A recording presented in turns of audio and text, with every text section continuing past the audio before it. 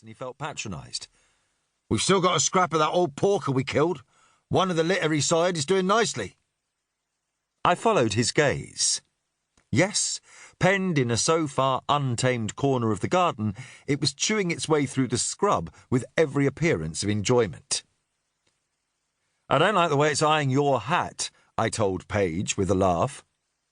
"Indeed. After all those brambles and nettles, straw would be an Epicurean feast. Now, good day to you, Kenton, and don't forget what I said." Dr. Page took my arm, propelling me towards his trap. Once out of earshot, he said, "You won't have to do anything about that animal, will you, Rowsley?"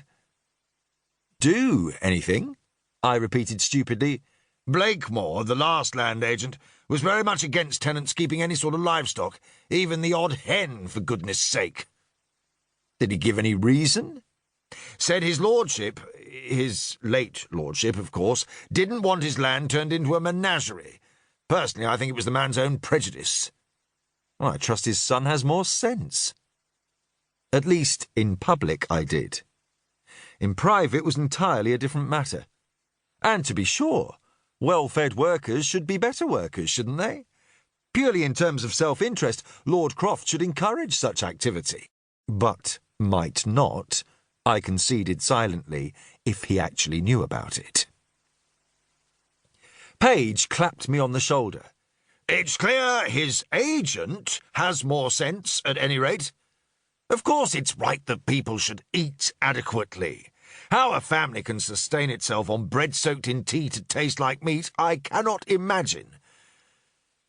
But I have been idle long enough," Paige said quickly, almost as if he wished to dissociate himself from any criticism of my employer that his words might have implied.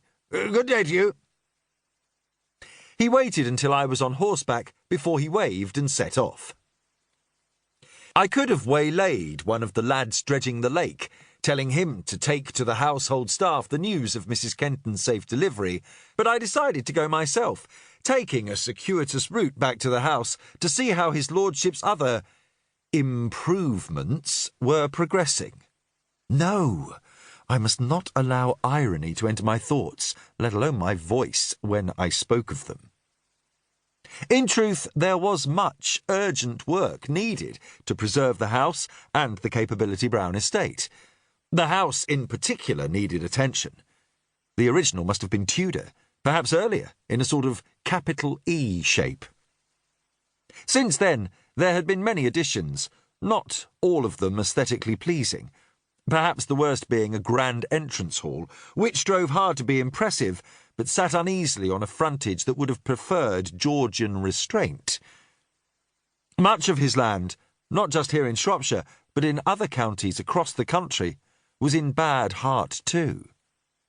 But it was hard, very hard, to make his lordship invest in anything that would not bring an immediate return of pleasure or financial benefit.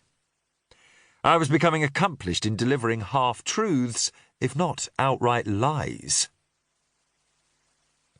Leaving Esau to the care of the stable lad, I chose to enter the house through the servants' entrance, though I was sure that Mr. Bowman would have preferred to see me bowed and scraped through the imposing entrance hall into the corridor leading to my office. What must these men and women, through whose territory I passed, make of my habit? Some might have suspected me of spying on the menial staff, from the latest terrified tweenie who pressed into the shadows as I walked past, to the occasional pop-valiant footman. In fact, I did it in honour of my father, once a country clergyman. In his time, he had experienced the humiliation of being turned from the front door as one too lowly to use it.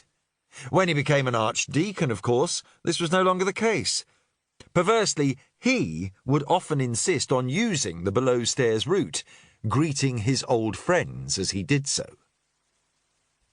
By now I was learning to know the staff and their functions, though the standard liveries on tall young footmen with impassive faces and the desperately unflattering caps on the young women in their ugly grey dresses made the task harder.